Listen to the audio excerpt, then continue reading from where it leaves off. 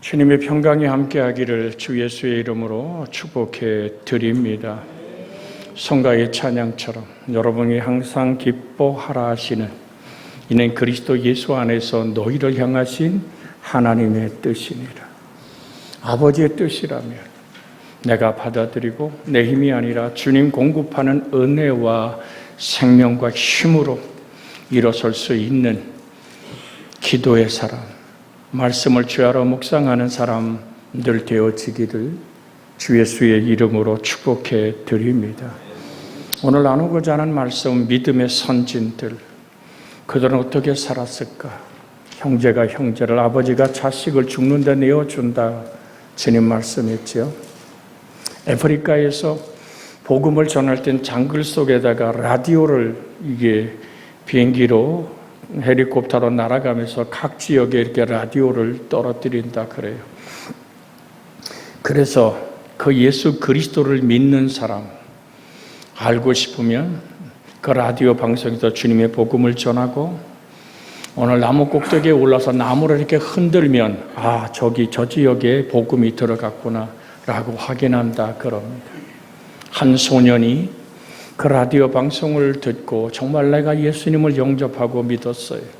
그러면서 주님 앞에 기도하며 먼 거리, 그렇게 예배당이 가까운 데 있지 않으니까 먼 거리까지 가서 예배 드리고 돌아오며 하나님께 기뻐하고 있었죠. 그런데 말이에요, 그 아버지나 그 전 가족은 모슬렘, 오늘 전적으로 마호멧을 향한 신앙을 가진 가정이었습니다. 그래서 아빠에게 말합니다. 난 예수님을 구주로 영접했고 나는 이제 하나님의 뜻을 따라 살아갈 겁니다. 나에게 더 이상 모슬렘에 관한 이야기를 하지 마십시오. 아버지도 예수 믿고 구원 받으세요 라고 아이가 전도할 때 아버지는 분노하죠.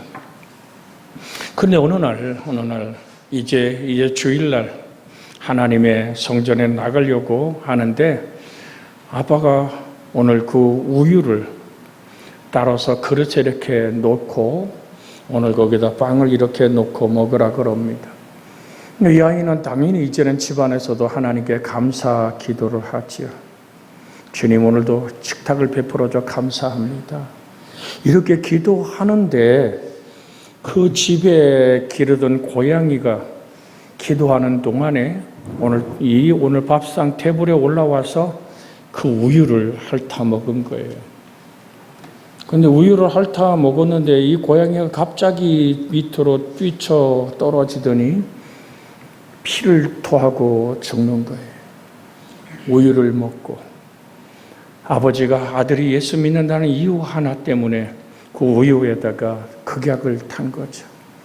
조용히 고양이를 오늘 숲속에 이렇게 아이가 보고 묻어버리고 그 즉시 자기 집을 떠나 오늘 교회로 와서 다시는 집으로 돌아갈 수 없었던 한 오늘 간증의 이야기를 읽어보았습니다. 사랑하는 여러분, 무엇이 오늘 우리를 예수의 사람 되게 합니까? 믿음의 선진들은 어떻게 살았을까요? 한 여인이 소리쳐 말합니다. 예수님을 향해서 당신을 먹인 저지 복이 있습니다. 당신을 수태해서 이 땅에 난 그 아름다운 여인이 참 복이 있습니다라고 모두가 함께 할 때 주님은 말씀합니다. 아니라고. 그 여인이 복된 것은, 누구든지 복된 것은 하나님의 말씀을 듣고 순종하는 자가 복이 된다고 말합니다. 여러분과 저의 생애 속에서 하나님을 섬겨 사랑하고 그의 감동과 말씀 안에 순종하며 살아간 수많은 선질들처럼 그렇게 우리는 믿음의 역사를 이루고 사랑의 수고와 소망의 인내가 있는 여러분과 제가 되어지기를 주 예수의 이름으로 축복해 드립니다. 그래서 우리 이제 오늘 모여서 한 번 더 축복합니다. 하나님의 말씀을 순종함으로 당신은 복이 있습니다. 옆으로 한번 인사를 나눕니다. 하나님의 말씀을 순종함으로 당신은 복이 있습니다. 여러분, 내가 복자가 된다는 것, 내가 정말 복 있는 사람이 된다는 것은 내가 만들어서 되는 것이 아니라 하나님 아브라함에게 말합니다. 너는 복이 될지라. 하나님이 우리의 마음을 열고 주님을 받아들일 수 있게 했다는 이 사실 하나가 얼마나 우리를 행복하게 합니까? 우리 전에 있던 믿음의 선진들 때문에 우리는 주님을 따라가는 거죠. 그들을 살았던 모습을 통해서 우리들이 세상에서 예수님 때문에 때로는 조롱당하고 핍박을 당한다면 우리는 믿음의 선진들과 같은 계열에 있는 사람들이 아니겠습니까? 여러분이 예수님 때문에 고난을 받는다면 여러분은 진짜 우리가 늘 쓰는 말로 쟁이가 되는 거예요. 예수쟁이가. 예수의 전문가가 되는 거죠. 여러분 얼마든지 우리 믿음의 조상 중에 오늘 우리가 주기철 목사님을 말할 수도 있습니다.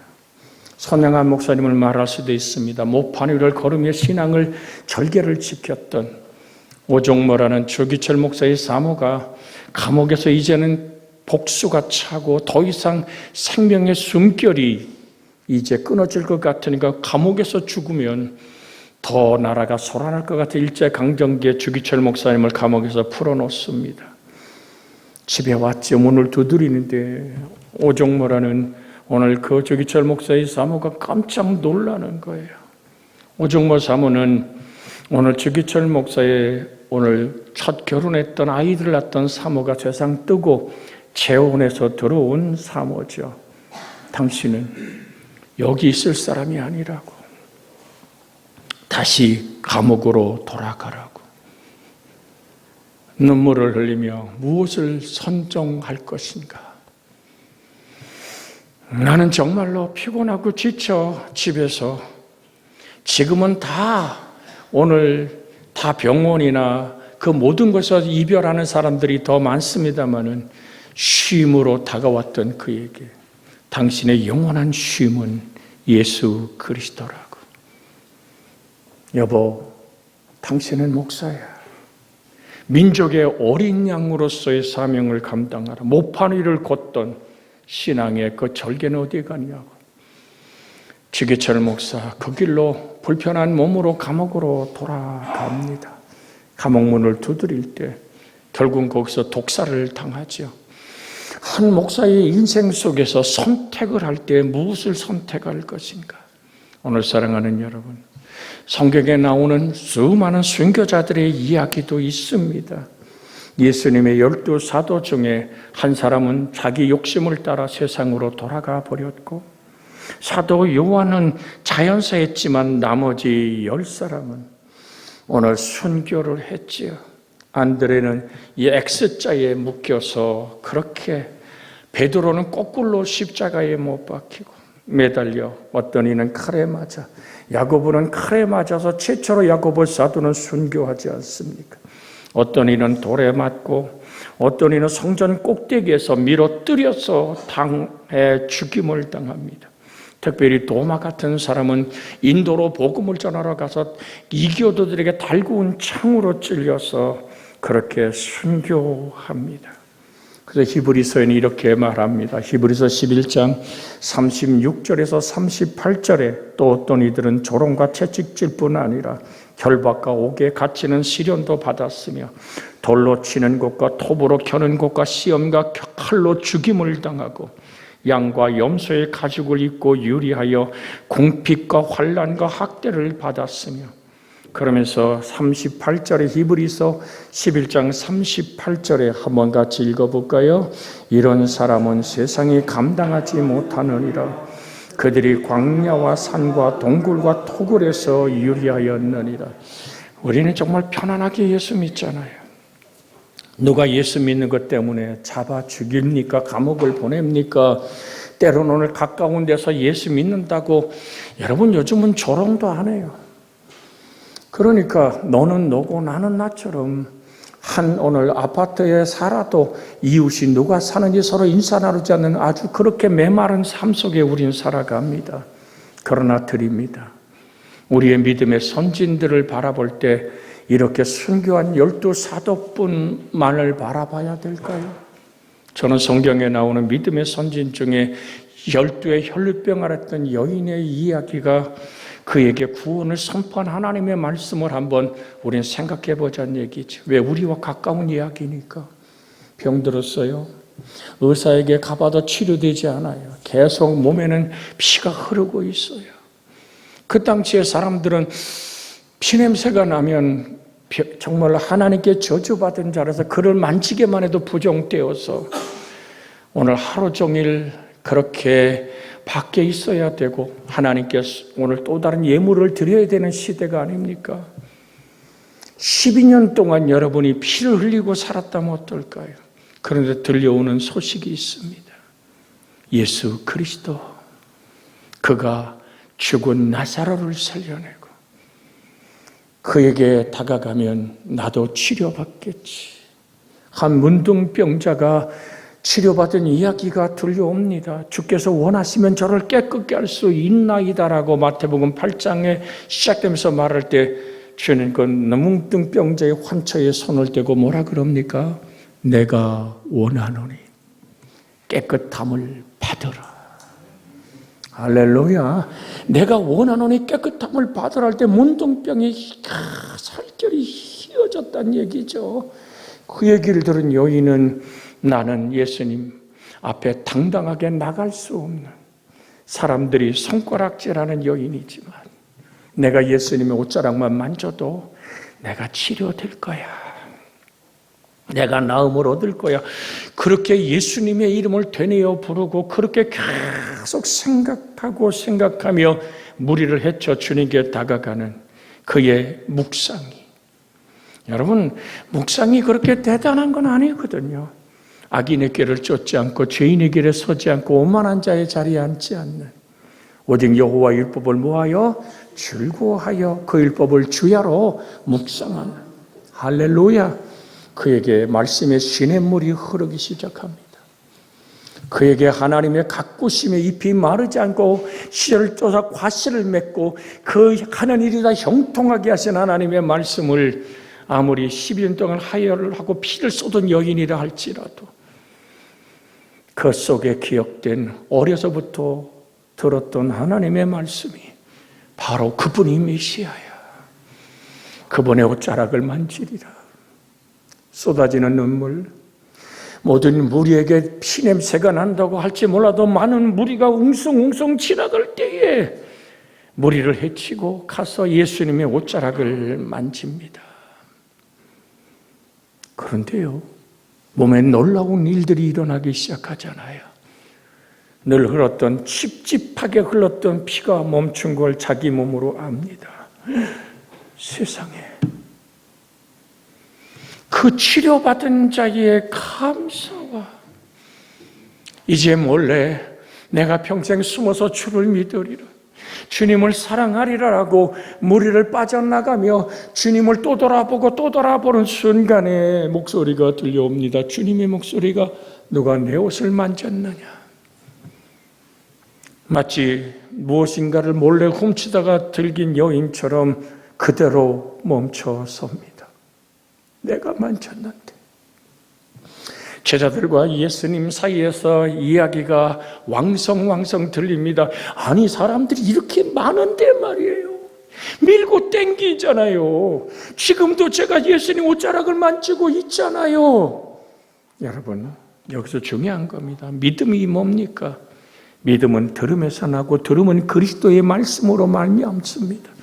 예수 그분이 나의 생명이 되고 나의 치료자가 되고 내 허물 그대로 내 죄악 그대로 안으시고 품어주시던 주님의 사랑, 그 하나 믿고 옷자락을 만진 여인. 여러분, 우리는 어떻게 주님의 이름을 부릅니까? 늘 와서 예배하고 수많은 제자들처럼 밀고 땡기고 예수님을 애워싸고 함께 식탁을 나눠서 그들의 어떤 문제가 해결되던가요? 정말 예수님의 사랑이 만나지던가요?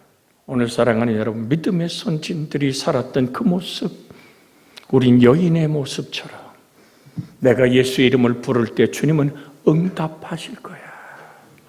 그 응답의 감사를 가지고 살아가는 여러분과 제가 되어지기를 주의 이름으로 축복해 드립니다. 여인은 더 이상 숨길 수 없습니다. 주님께 다가갑니다. 그 앞에 조용히 무릎을 꿇습니다. 모두가 주목해 봅니다. 제가 만졌습니다.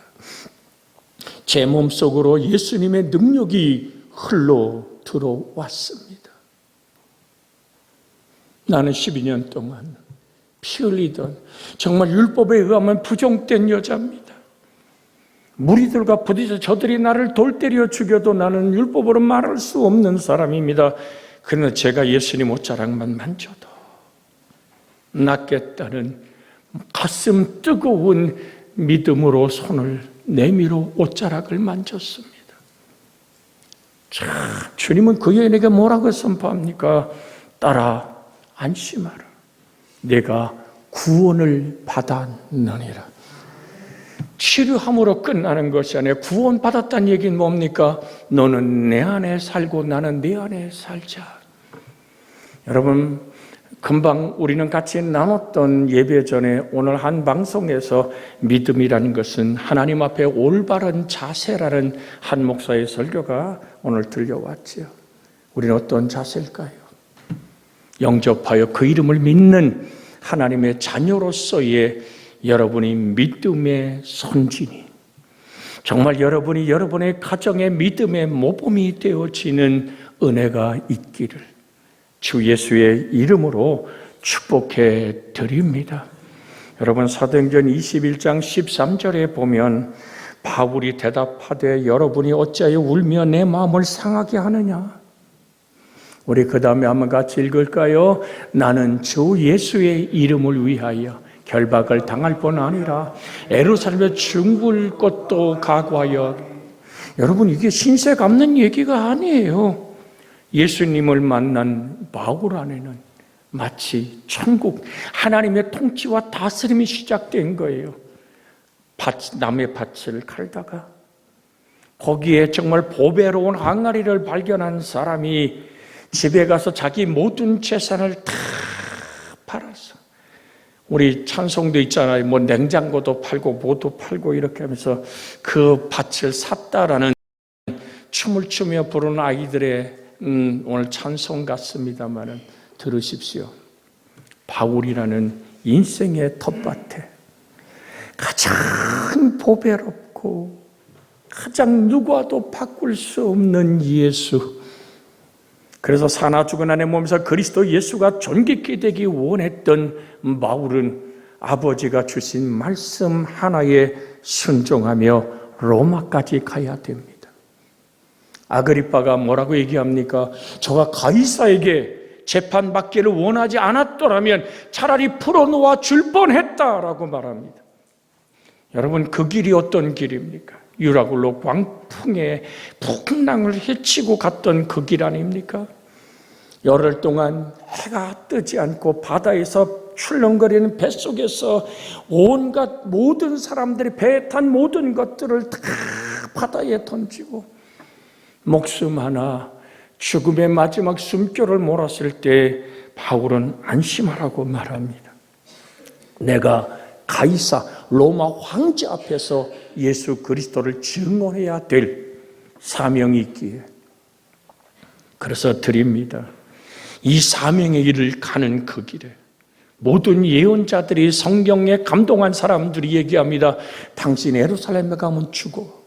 그 길로 로마로 압송돼서 실제로 오늘 바울은 단도대에서 목이 잘리우는 순교를 할 때도 예수 그리스도를 말했던 그의 행복은 예수였고 그의 기쁨은 예수였고 바울의 전 재산은 예수였고 그가 살아가는 이유도 예수였고 유라굴로 광풍이 삼킬 수 없는 이유도 예수님이었고, 그래서 바울은 고백합니다. 빌립보 1장 20절 21절에 빌립보 1장 20절 21절에 이렇게 말합니다. 20절 같이 한번 화면 읽어볼게요. 나의 간절한 기대와 소망을 따라 아무 일에든지 부끄럽지 아니하고 지금도 전과 같이 온전히 담대하여 살든지 죽든지 내 몸에서 그리스도가 존귀하게 되게 하려 하나니. 21절 이는 내게 사는 것이 그리스도니 죽는 것도 유익함이니라.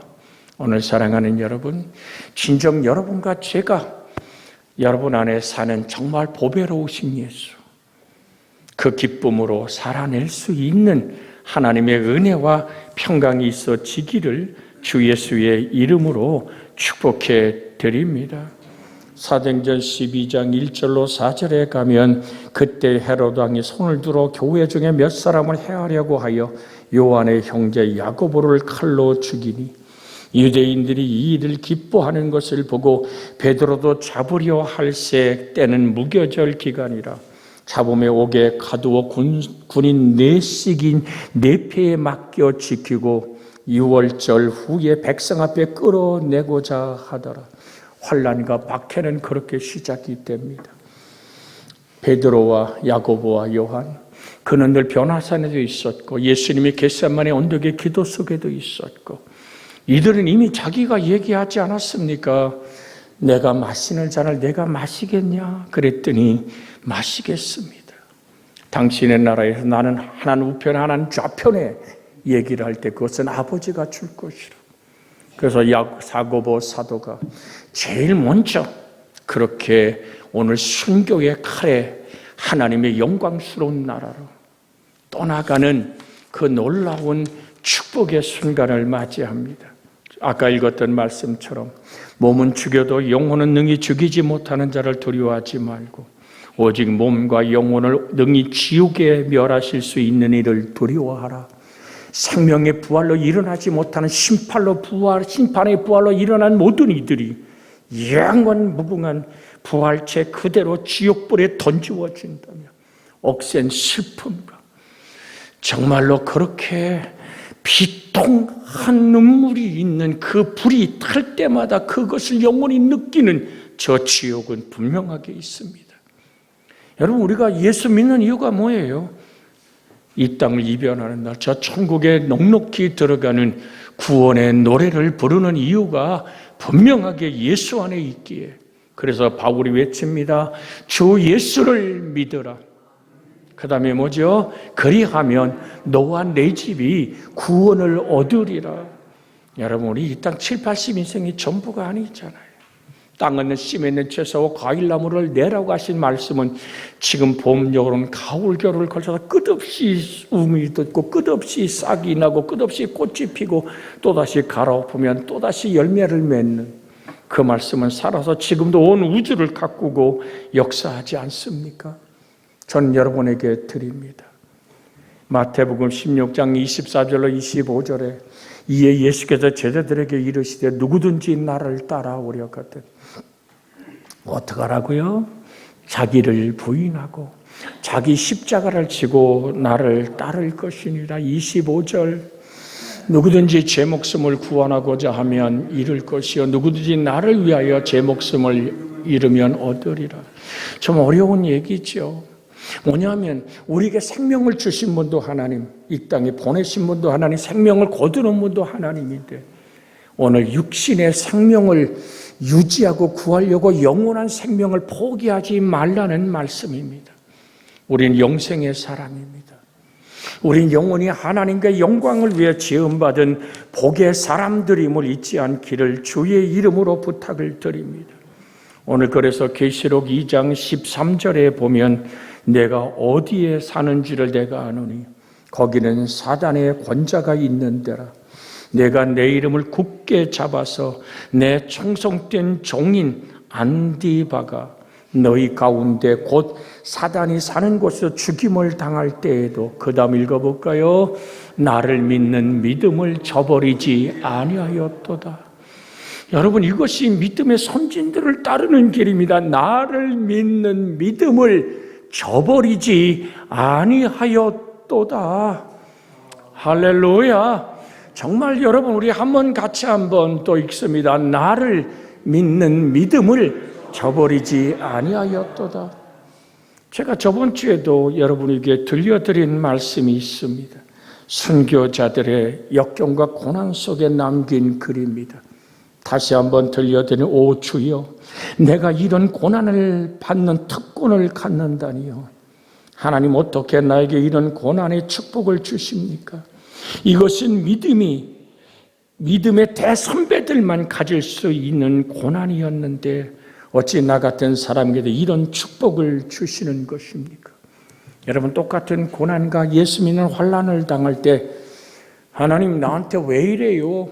라고 하나님께 우리는 불평과 원망으로 다가갈 것인가? 아니면 하나님 내게 이런 축복의 잔을 주시오니 나는 감당할 수 없는 축복과 은혜 안에 있습니다라고. 정말 내 충성된 증인 안디바가 너희 가운데 그 사단에 사는 곳에 죽임을 당할 때에도 나를 믿는 믿음을 저버리지 아니한, 여러분 오늘도 여러분과 제 가슴 속에 새겨지는, 그러나 우리는 요즘 현대 그리스도인들을 보십시오. 여러분 부름받아 나서면 어디든지 가오리다. 정말 여러분 그런 얘기가 있어요. 신학대학 1학년 때는 다 목사의 믿음을 갖는데 2학년쯤 되면 전도사 정도 되고 오늘 3학년이 되면 오늘 정말로 그렇게 이제 훌륭한 장로님 같은 믿음을 갖는다 그래요. 그런데 4학년이 되면 집사님 정도의 믿음을 갖고 대학원 3년을 끝나고 목사 안수 받을 때 되면 아예 평신도가 돼버린대. 그의 신학의 학문들이 그를 그렇게 만들 수도 있을지 몰라도 가슴에 주를 향한 사랑이 식어져요. 지식은 늘어나는데 오늘 배움은 정말 깊어지는데 나누는 게 뭡니까? 학위의 문제가 아니라 정말 사나 죽어나 내 몸에서 그리스도 예수가 존귀있게 되기 원하던, 왜 이 말씀을 드립니까? 왜 신앙이 식어졌다고 말합니까? 대학원 나오고 시작하면요, 아골골짝 빈들에도 복음 들고 가오리단 찬송을 못 불러. 서울권, 경기도권 편안하고 안전한 곳, 정말로 자녀들을 잘 키워낼 수 있는 내 안전을 구하는 그런 모습들을 봅니다. 야단친다고 됩니까? 여러분 우리 강릉 시내에 많은 교회들이, 여러분 알아보십시오. 신학대학 대학원 졸업한 전도사님 구하기가 하늘의 별 따기입니다. 교단은 다 상관없습니다. 몇몇 대형 교회 빼놓고는. 왜 그럴까요? 너는 대관령 넘어 바닷가는 안 간다 이거예요.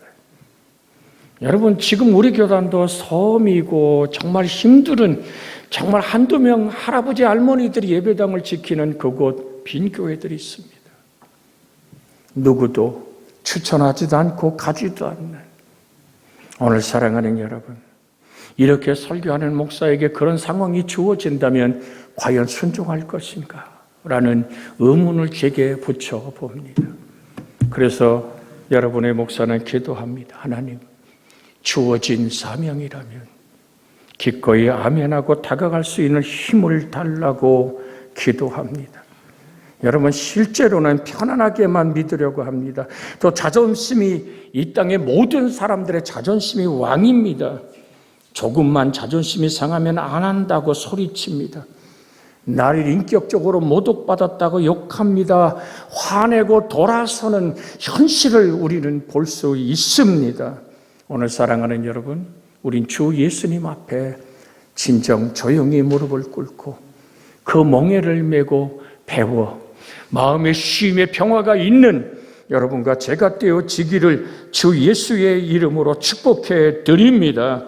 상처나 핍박을 받으려 하지 않고 조금도 손해보려고 하지 않는 현대의 이기적인 기독교, 여러분과 제가 따로 있을까요?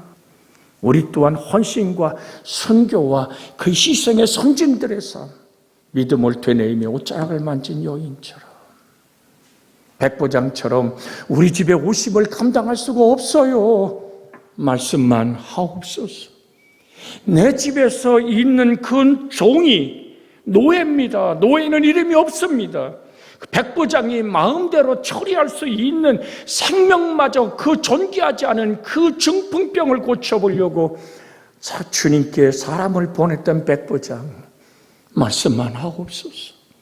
여러분 선진들의 믿음, 그래서 우리는 살아계신 하나님의 말씀의 은혜 안에서 주를 바라보는 은혜가 있기를 주의 이름으로 부탁을 드립니다.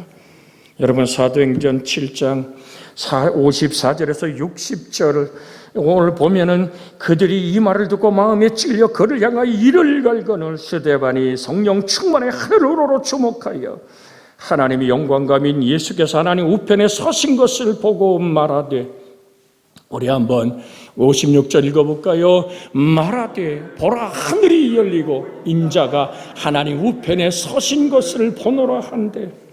그 다음에 어떻게 돼요? 그들이 큰 소리를 지르며 귀를 막고 일제히 그에게 달려들어 성 밖으로 내치고 돌로 칠세. 증인들이 옷을 벗어 사울의 청년의 발 앞에 두니라. 그 다음에 어떻게 됩니까? 59절부터 읽습니다. 그들이 돌로 스데반을 치니 스데반이 부르짖어 이르되 주 예수여 내 영혼을 받으시옵소서 하고, 60절 같이 읽습니다. 무릎을 꿇고 크게 불러 이르되 주여 이 죄를 그들에게 돌리지 마옵소서. 이 말을 하고 자니라. 스데반의 직분이 집사님이었습니다. 여기서 있는 목사보다 훌륭한 신앙을 가진 집사님의 그 믿음의 선진의 모습, 나를 돌 때려 죽이는 무리들을 용서해 달라고, 그 가슴 속에 부어 성령의 충만함으로 예수 그리스도를 보았기에 주님이 십자가의 나무에 달려드렸던 그 기도, 아버지여 저들이 하는 일을 저들이 알지 못합니다. 저들의 죄를 사하여 주옵소서. 오늘 믿음의 선진들의 신앙을 본받는 게 뭘까요? 서로 허물을 덮어줍시다. 상처를 같이 치료하는 마음으로 기도합시다. 정말 함께 부르는 용서의 승리가 여러분과 저를 붙들 수 있기를 주 예수의 이름으로 축복해 드립니다.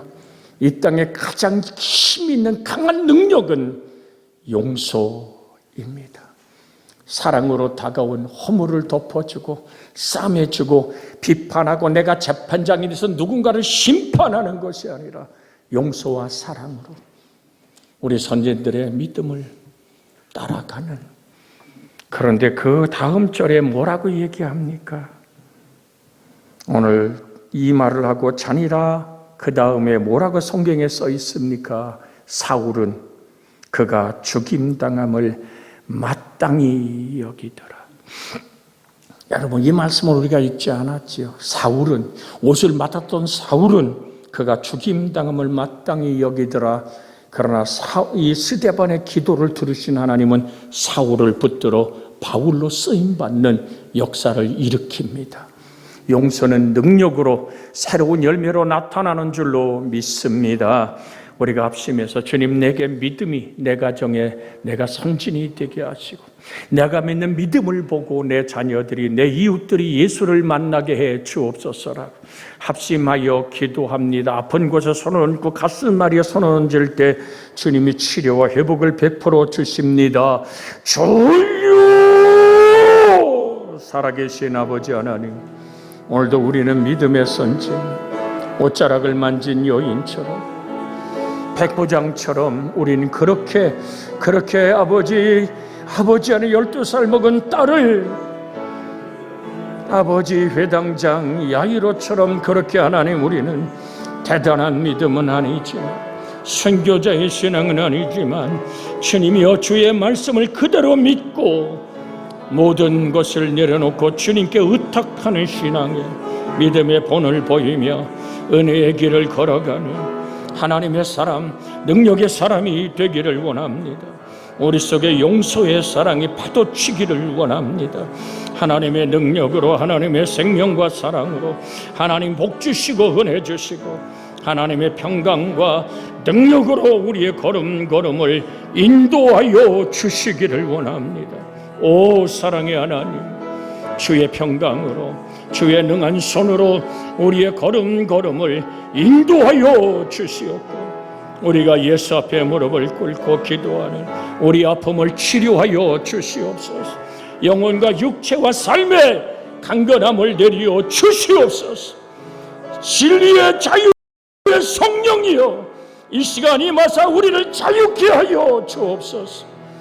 우리의 구주이신 예수님의 이름으로 기도하나이다.